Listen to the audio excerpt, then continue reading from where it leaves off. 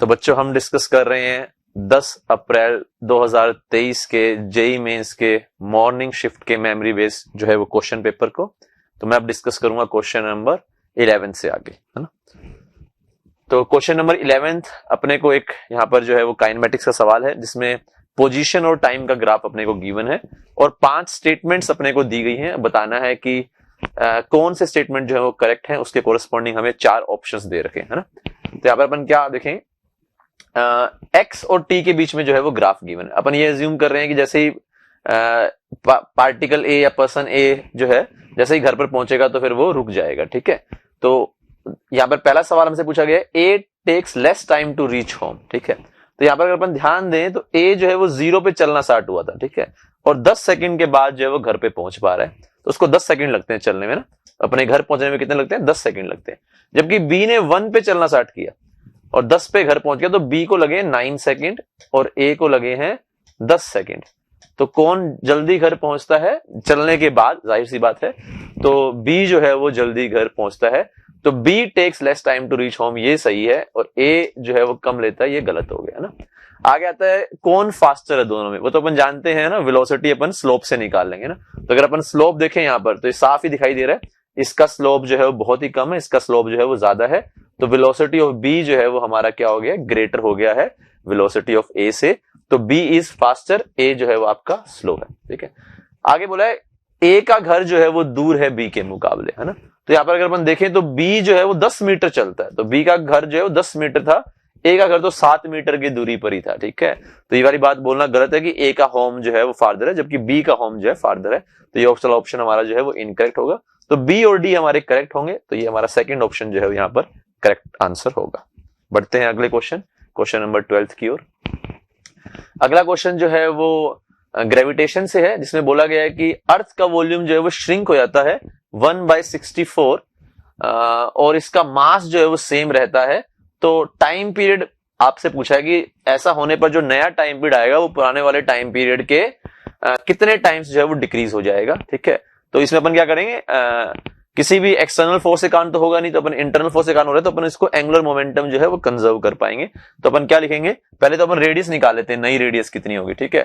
तो इसका वॉल्यूम अगर श्रिंक हो रहा है 4/3 पाई आर न्यू क्यूब इज इक्वल टू, ये कितना हो गया, पुराने वाला जो था उसके 64 श्रिंक हो गए, ठीक है।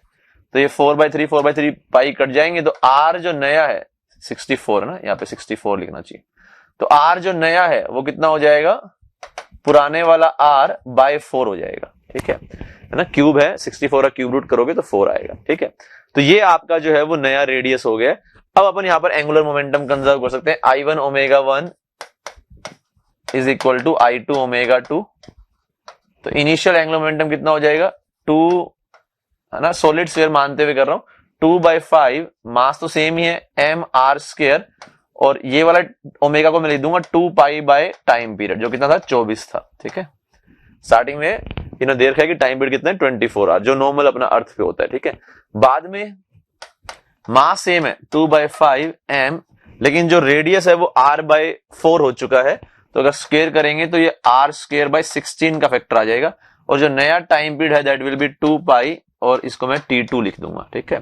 तो 2/5 mr² से 2/5 mr² कट गया, 2 पाई से 2 पाई भी कट गया, तो t2 का वैल्यू यहां से अपन देखेंगे कितना आ गया, 24/16 जो है वो हमें आता हुआ नजर आ रहा है, ठीक है।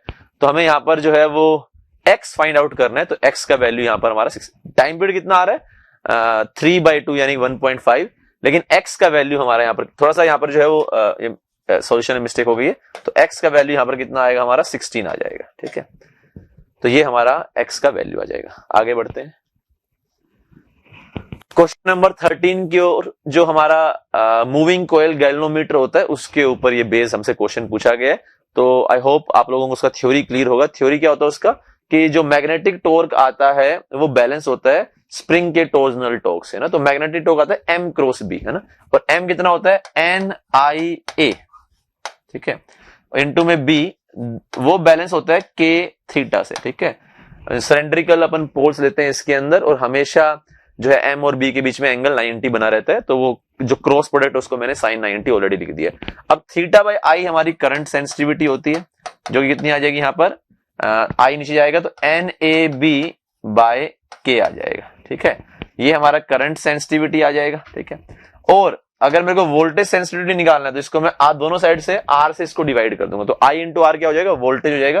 तो यहां पर क्या आ जाएगा, एन ए बी अपॉन में के आर। ठीक है, तो this is my current sensitivity और ये आपकी वोल्टेज सेंसिटिविटी हो गई। इसके ऊपर ही क्वेश्चन पूछा गया। क्वेश्चन क्या पूछा गया है, करंट सेंसिटिविटी डबल हो जाएगी जब नंबर ऑफ टर्न्स को डबल करेंगे। तो नंबर ऑफ टर्न्स को डबल करोगे तो ठीक है, नंबर ऑफ टर्न्स डबल होंगे तो एन डबल हो जाएगा, ए सेम रहेगा, बी सेम रहेगा, के सेम रहेगा, तो करंट सेंसिटिविटी डबल हो जानी चाहिए। बिल्कुल ठीक बात है।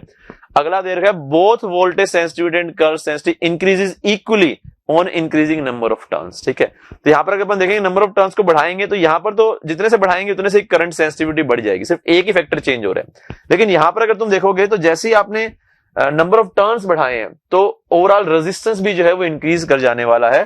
तो ये वाली स्टेटमेंट हमारी जो है वो गलत हो गई है ना। अगर आप नंबर ऑफ टर्न्स बढ़ाओगे तो रेजिस्टेंस भी इंक्रीज करेगा, तो यहां पर दो चेंज होने वाली चीज होगी। तो ये थोड़ा कम इंक्रीज करेगा क्योंकि आर भी इंक्रीज कर रहा है। ऐसा भी होता है कि आर ये डिक्रीज कर जाएगा, क्योंकि ऐसा भी होता है कि आर ज्यादा से इंक्रीज करे और एन कम से जो है वो इंक्रीज करे। तो यानी कि सेकंड स्टेटमेंट जो है यहाँ पर फॉल्स है। तो सेकंड अगर फॉल्स है तो ये हमारा एक ऑप्शन है जिसमें सेकंड फॉल्स है और पहला जो है स्टेटमेंट करेक्ट है, यानी option number fourth will be the right answer. आगे बढ़ते हैं बच्चों। दो गैसेस गिवन है ए और बी, है ना, सेम इनिशियल स्टेट में है, पीवी एनटी सारे मैक्रो वेरिएबल्स हमारे सेम है। गैस ए को हमने कंप्रेस किया है V/8 वॉल्यूम से, आइसोथर्मल प्रोसेस। दूसरे को भी सेम से किया है लेकिन प्रोसेस आइडियाबैटिक है। पूछा है find the ratio final pressure of gas A and gas B कितना होगा। गैस आपको मोनोटोमिक दी है जो कि आपको गामा यहां पर यूज करना पड़ेगा। तो करते हैं, पहला प्रोसेस हमारा हो गया है आइसोथर्मल। उसमें अपन जानते हैं टेम्परेचर कांस्टेंट होता है, तो P आपका प्रोपोर्शनल टू V होता है। ठीक है, 1/V है ना, P आपका 1/V होगा ना, इनवर्सली प्रोपोर्शनल टू वॉल्यूम होगा। तो अगर वॉल्यूम 8 टाइम इंक्रीज कर गया तो प्रेशर 8 टाइम आपका, वॉल्यूम अगर 8 टाइम डिक्रीज कर गया तो प्रेशर आपका 8 टाइम इंक्रीज कर जाएगा। तो ये हो जाएगा PA विल बी 8P0 हो जाएगा। ठीक है, ये आ गया हमारा। अब अपन बात करते हैं PB की, है ना। तो PB में अपन क्या लगाएंगे, यहाँ पर एडियाबैटिक का इक्वेशन लगाएंगे ना, दैट विल बी इनिशियल जो है वो अपन मान लेते हैं P0, वॉल्यूम भी क्या था V0 की पावर, मोनोटोमिक गैस के लिए गामा कितना होता है 5/3। ठीक है, फाइनल प्रेशर अपने को PB हमने बोल दिया उसको, और वॉल्यूम हमारा कितना हो गया, V/8 हो गया है। तो V/8 जिसको मैं 2 की पावर 3 लिख दूंगा की पावर 5/3। ठीक है, तो यहां से अगर अपन देखेंगे तो ये V0 से V कट जाएगा और 2 की पावर 3 इंटू में 5/3 करोगे तो 3 इंटू 5/3, 3 से कटेगा तो 2 की पावर 5 बचेगी ना। तो कितना हो जाएगा ये P0 से आपने जो PB का वैल्यू यहां पर आप लिख पाओगे P0 इंटू में V0 से V0 कट जाएगा और यहां से 32 जो है ऊपर आएगा, तो 32 P0 जो है ये PB का वैल्यू हो जाएगा। तो अगर आप PA/PB करोगे तो 8/32 यानी कि 1/4 जो है, यानी option number first will be your correct answer. ठीक है, आगे बढ़ते हैं।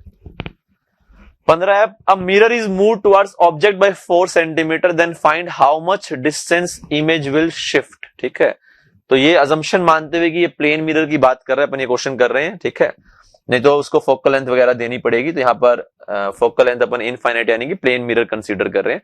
तो देखो आपका ये मिरर था, ये अपन जानते हैं वैसे, ये तो बहुत ही स्टैंडर्ड सा एक जो है वो सवाल है।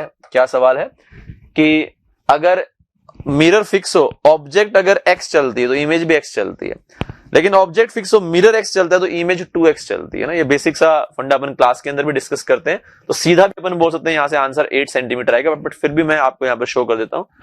तो ये आपका ऑब्जेक्ट था इस तरह से, लेट से यहाँ पर, ठीक है, और यहाँ पर आपका इमेज था। ठीक है, कोई भी इनके बीच में डिस्टेंस होगा, मे बी हाइपोथेटिकली मान सकते हो आप, चाहो तो a मान सकते हो। तो आपका ये a हो गया, आपका a था। ठीक है, अब आपने ये मिरर यहां से यहां आ गया। ठीक है, कितना आ गया, यहां से यहां आ गया, तो ये आपका मिरर जो है यहां से यहां चले, कितना आ गया 4 सेंटीमीटर यहां से यहां चल गया है। ठीक है, 4 सेंटीमीटर, तो इनके बीच का गैप अब कितना हो जाएगा, a-4 हो जाएगा। ठीक है, गैप कितना हो जाएगा इनके बीच में, a-4। तो इमेज जो है लेट से आपका y चला है। ठीक है, इमेज यहां था तो यहां से यहां ये y चला है। ठीक है, तो अगर ऑब्जेक्ट के बीच का गैप a-4 हो गया है तो इमेज और मिरर के बीच का गैप भी कितना होना चाहिए, a-4 होना चाहिए, जो कि पहले a था और मिरर ने 4 चल के बढ़ा दिया है और इमेज ने y चल करके घटा दिया है, ठीक है। तो यहां से अपन देख सकते हैं a से a आपका कैंसिल आउट हो जाएगा, y जो है आपका 8 यहां से निकल करके आ जाएगा। सिंपल भी आप जान सकते हो, आप चाहो तो इसको x y वेरिएबल्स लेकर के भी सोल्व कर सकते हो। तो आंसर विल बी 8 सेंटीमीटर, ठीक है। क्वेश्चन नंबर 6 हमारा आया है मैग्नेटिज्म वाले पार्ट से, ठीक है। और ये कह रहा है कि सोलेनोइड के अंदर मैग्नेटिक फील्ड इंटेंसिटी H जो है वो हमें गिवन है यहाँ पर 2.4 इंटू 10 की पावर 3। तो अपन जानते हैं H क्या होता है, B naught by mu naught. H होता है B naught by mu naught, और बी नोट जो है वो आपका सोलेनोइड का होता है म्यू नोट एन आई, ठीक है, म्यू नोट एन आई और अपॉन में म्यू नोट। तो म्यू नोट से म्यू नोट कट जाएगा, तो H का वैल्यू आपका एन आई आ गया।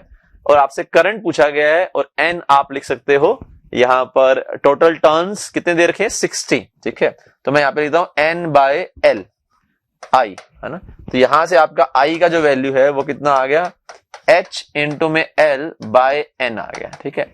H का वैल्यू कितना गिवन है आपका 2.4 इंटू 10 की पावर 3, लेंथ आपको गिवन है 15 सेंटीमीटर यानी कि 15 बाय 100, और नंबर ऑफ टर्न्स आपको गिवन है 60, ठीक है।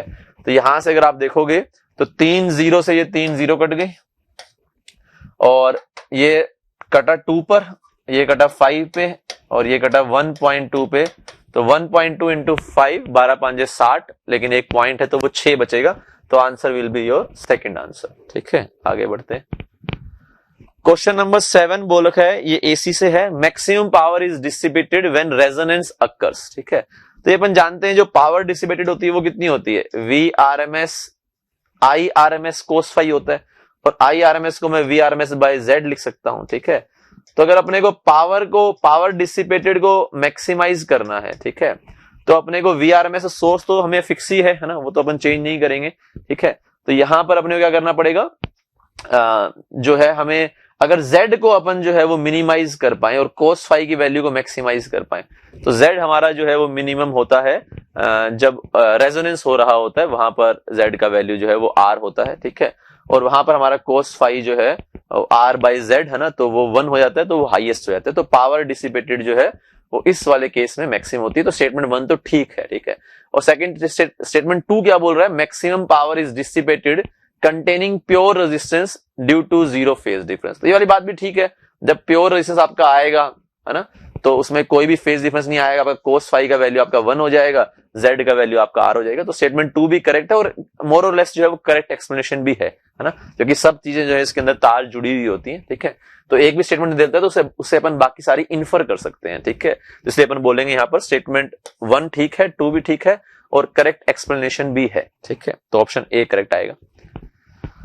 आगे आपको दे रखा है ये पीओसी का क्वेश्चन, जिसमें बेस बैंड सिग्नल का एम्पलीट्यूड दे रखा है 3 वोल्ट, और मॉड्यूलेटेड जो है is modulated with carrier wave का एम्पलीट्यूड दे रखा है, और मैक्सिमम और मिनिमम एम्पलीट्यूड पूछे अपने से कितने होंगे मॉड्यूलेटेड वेव में। अब हम जानते हैं जो एनवेलप बनता है इसमें मैक्सिमम वैल्यू कितनी होती है, ये EC प्लस EM होता है, और मिनिमम वैल्यू कितनी होती है EC माइनस EM, है ना। यहां से अपन इसको निकाल सकते हैं। तो कितना हो जाएगा, ये 15 और 3 18, और 15 में से 3 गए 12, तो कितना ऑप्शन आ जाएगा 3/2। तो ये ऑप्शन नंबर 3 हमारा जो है यहाँ पर करेक्ट हो जाएगा, ठीक है। तो ये तो बिल्कुल ही सिंपल फॉर्मूला बेस्ड जो है वो क्वेश्चन है एसी के ऊपर, अगर आप थोड़ा सा इसी पढ़ोगे तो आसानी से नंबर आ जाते हैं। अगले में चलते हैं। अपने से पूछा गया है यहाँ पर सिर्फ स्टील वाली वायर में इलोंगेशन पूछा है, ब्रास वाली में नहीं पूछा है, और हमें जो यंग मॉडल है वो भी स्टील का ही दे रखा है। तो अगर मुझे एक्सटेंशन निकालना है, ठीक है, इलोंगेशन निकालना है, तो अपन क्या यूज करेंगे यहाँ पर, अपन जो है ये बोलेंगे यंग मॉडुलस होता है स्ट्रेस यानी कि T/A, और स्ट्रेन जो हमें निकालना है डेल्टा L/L। तो अगर मुझे डेल्टा L निकालना है तो मुझे ये वाली चीजें चाहिए। क्या क्या चाहिए, T चाहिए, ठीक है, L चाहिए, Y चाहिए, और A चाहिए, ठीक है। तो टेंशन एक एक करके निकालते हैं। टेंशन कितनी होगी इसके अंदर, तो ये वाला मास और ये वाला मास, दोनों मास को ये वाली जो वायर है वो संभाल रही है। तो 2 kg और 3.2 प्लस 1.14 kg कितना हो जाएगा, 3.14 kg हो जाएगा, ठीक है। तो यहाँ पर अपन लिखेंगे 3.14 kg यानी 31.4 जो है न्यूटन टेंशन हो गया, ठीक है। लेंथ कितना दे रखा है 1.6 दे रखा है। यंग मॉडुलस कितना है आपका 2 इंटू 10 की पावर 11, ठीक है। और एरिया हो जाएगा पाई सिलेंड्रिकल वायर एज्यूम करते हुए, ठीक है। क्योंकि हमें यहाँ पर रेडियस ही दे रखी, तो अपन सिलेंड्रिकल वायर मान लेंगे। पाई आर स्क्वायर, और आर का वैल्यू कितना हो जाएगा, पाई यहाँ पर हो गया और आर हो जाएगा यहाँ पर 0.2 और 0.2 कितना हो जाएगा 0.4 हो जाएगा। इनटू में 10 की पावर -4 भी बनने वाला है, जो कि सेंटीमीटर के अंदर गिवन है। ठीक है, तो ये पाई अगर आप यहां से काटोगे तो ये कट जाएगा 10 पे। ठीक है, और अगर ये 0.4 से काटोगे तो कट जाएगा 4 पे।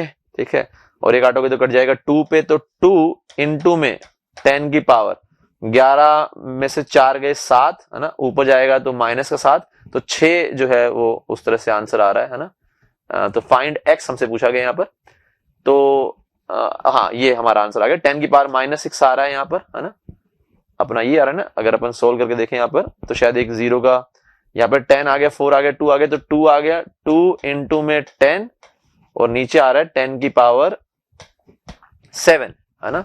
तो 10 की पावर जो है वो 7 आ रही है, ऊपर जाएगी तो ये 10 की पावर -6 बन जाएगी। ठीक है, तो आंसर 2 आ रहा है ना। या तो हो सकता है कि मैंने कोई एक 0 में यहाँ पर जो है वो गलती कर दी, या आंसर में गलती हो गई हो। ठीक है, हल्का सा अपन फिर भी चेक कर सकते हैं एक बार दोबारा से।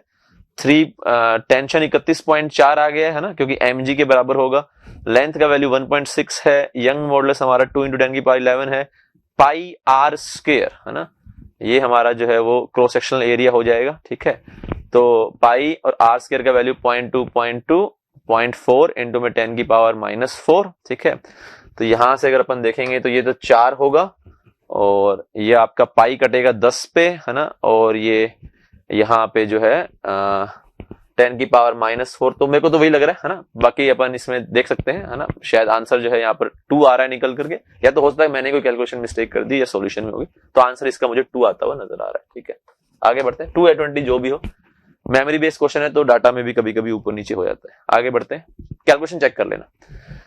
आगे देखते हैं, लाइट ऑफ इंटेंसिटी 32 है, एक सिस्टम में एंटर करती है, 3 पोलरॉइड लगा रखे हैं, angle between third and first दे रखा है 90, और बोला कि जो बाहर जो लाइट इवेंचुअली आती है उसकी इंटेंसिटी 3 है, तो एंगल बताओ फर्स्ट और सेकंड के बीच में कितना था। ठीक है, तो ये मैं यहां पर ले लेता हूं ट्रांसमिशन एक्सिस, ये पहली हो गई है, ये आपकी कौन सी होने वाली है, तीसरी होने वाली है, और पहली और दूसरी में एंगल मैंने ले लिया थीटा। ठीक है, ये हमसे पूछा थीटा का वैल्यू कितना होगा। ठीक है, तो अब यहां से अगर आई नोट इंटेंसिटी का आई नोट की ले लेते हैं अपन, 32 दे रखा है, वैसे 32 ले लेते हैं चलो।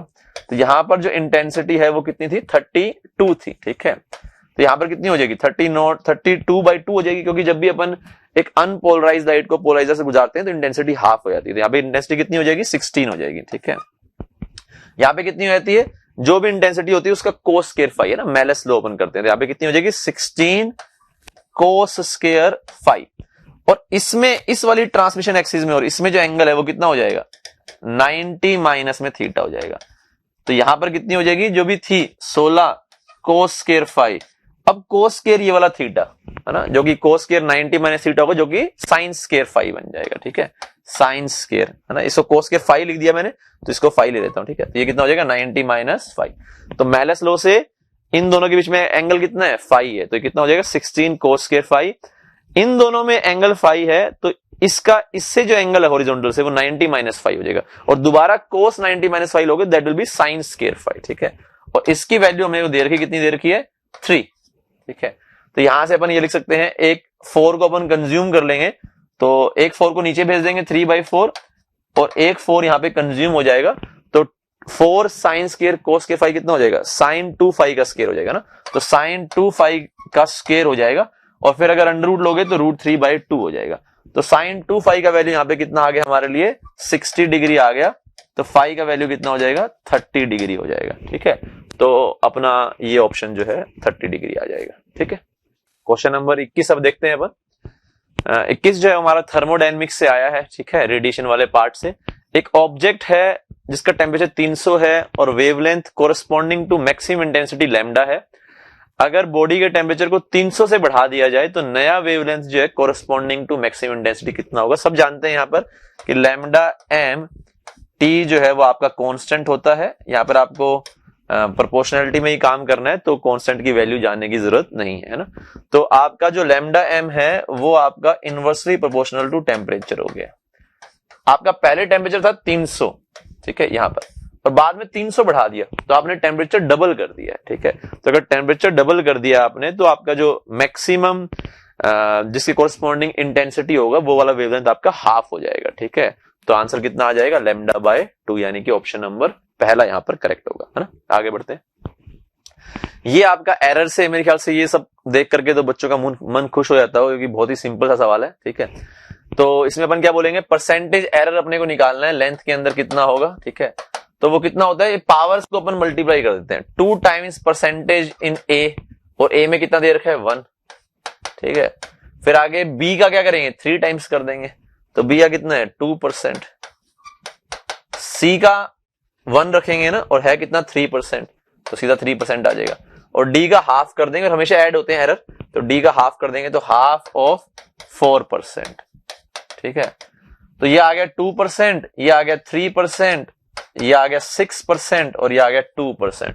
तो 6, 3, 9, 2, 11 और 2, 13, 13% जो है यहाँ पर एरर निकल करके आ जाएगा, ठीक है। आगे बढ़ते हैं। क्वेश्चन नंबर 23, 3 कोसेंट्रिक स्फीयर्स अपने को दे रखे हैं, ठीक है।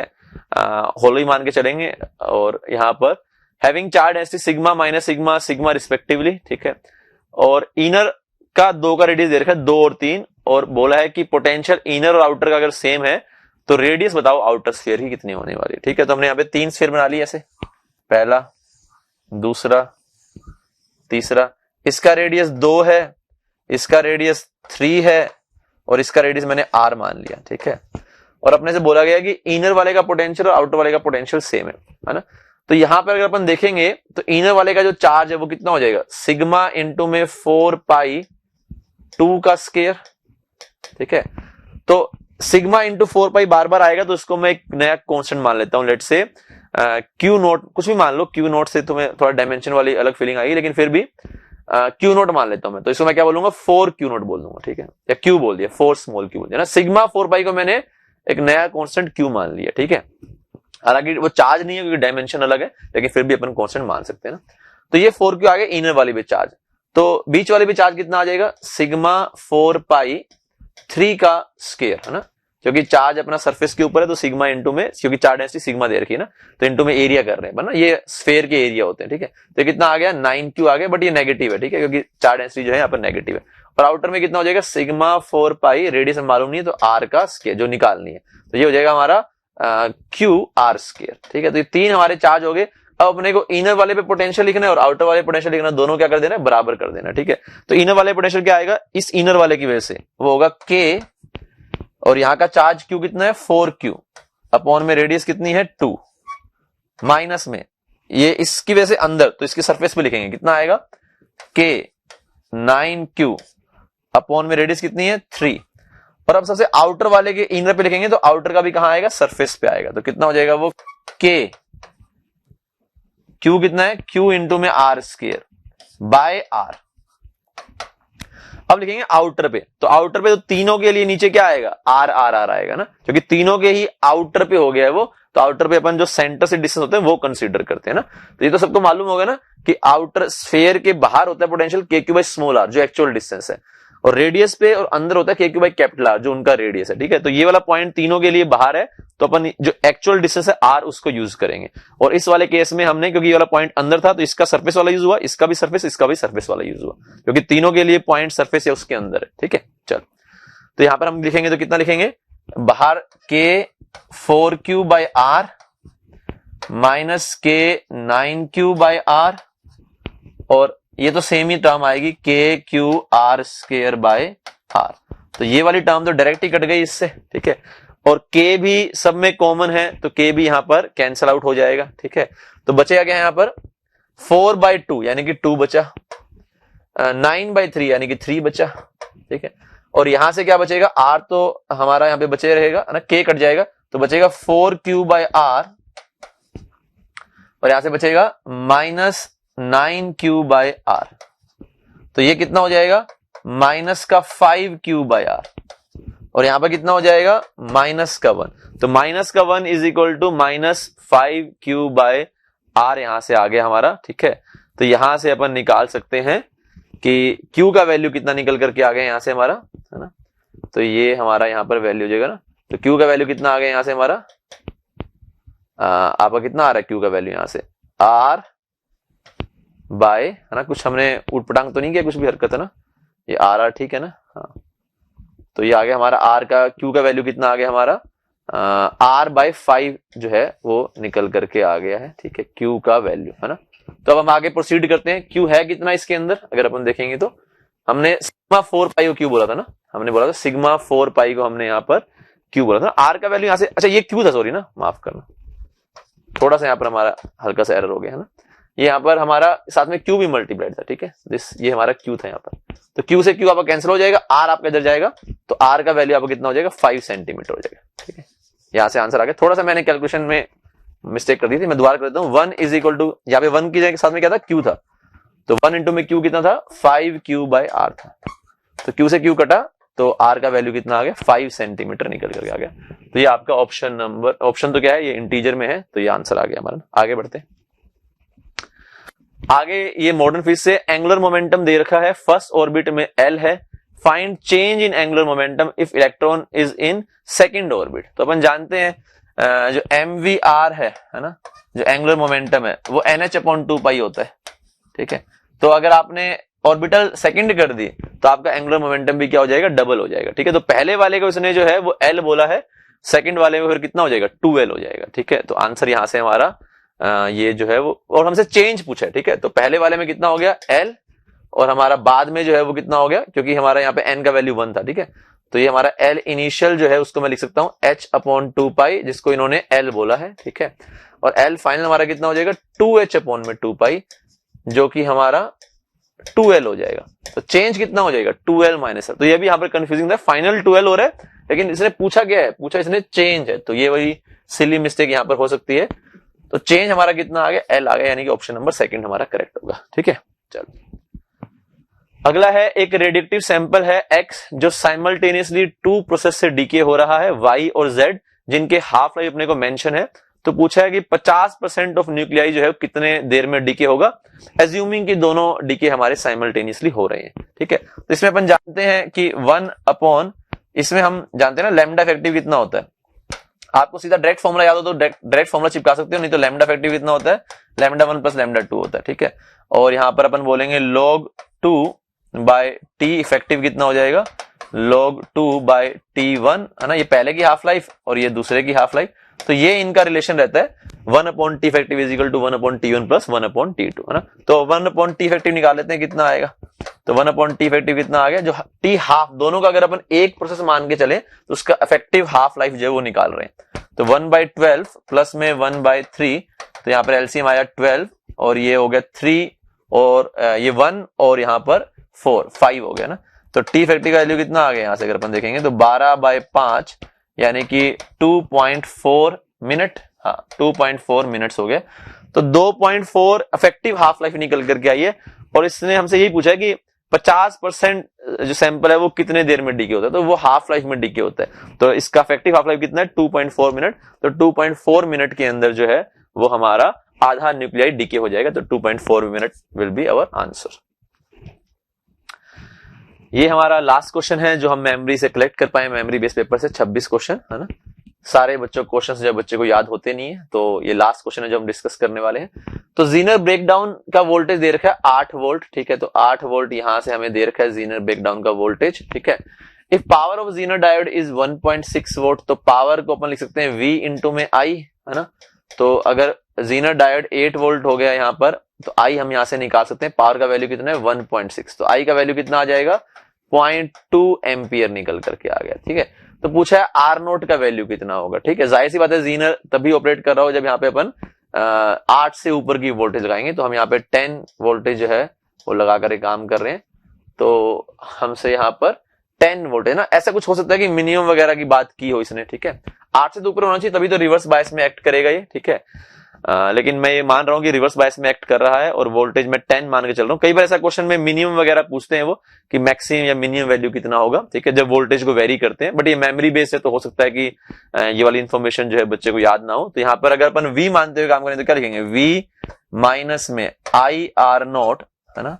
तो यहाँ पे अगर मैं I की वैल्यू लिख दूं तो I की वैल्यू कितनी है 0.2, ठीक है, आर नॉट माइनस में 8, ये मानते हुए कि रिवर्स बायस में ऑपरेट कर रहा है, इक्वल टू 0 ना। तो यहां से अगर अपन देखेंगे तो v माइनस 8 अपॉन में 0.2 जो है वैल्यू आ जाएगी आर नॉट की, ठीक है। तो अब ये मानते हुए कि आर नॉट का मैक्सिमम वैल्यू पूछा, अपन वी को मैक्सिमाइज करने की कोशिश करेंगे। तो वी का मैक्सिमम वैल्यू कितना हो सकता है, 10 हो सकता है। तो 10 माइनस 8 कितना हो जाएगा, 2 अपॉन 0.2 कितना हो जाएगा, 10 ओम, ठीक है। तो यहां पर मेरे हिसाब से जो क्वेश्चन होना चाहिए वो ये होना चाहिए कि आर नॉट का मैक्सिमम वैल्यू क्या होगा फॉर अ गिवन इनपुट, ठीक है ना। ये हमें मेंशन करना पड़ेगा कि यहाँ पे वेरिएबल वोल्टेज दे रखा है, एक 10 वोल्ट सिर्फ नहीं दे रखा है, ठीक है। बट वो यहाँ पर वी का आप मैक्सिमम वैल्यू मान के करोगे तो आंसर आ जाएगा, ठीक है। तो ये हमारे मेमोरी बेस्ड क्वेश्चंस थे बच्चों इस शिफ्ट के लिए। अगली शिफ्ट के मेमोरी बेस्ड क्वेश्चंस के लिए आप जो है वो कल हमारा चैनल को जो है सब्सक्राइब कर सकते हो, तो कल वहां पर हमें इसके सॉल्यूशंस मिलेंगे, ठीक है। 26 क्वेश्चन हम टोटल कलेक्ट कर पाए आउट ऑफ 30, ठीक है। अच्छे से पढ़ो बच्चों, थैंक यू।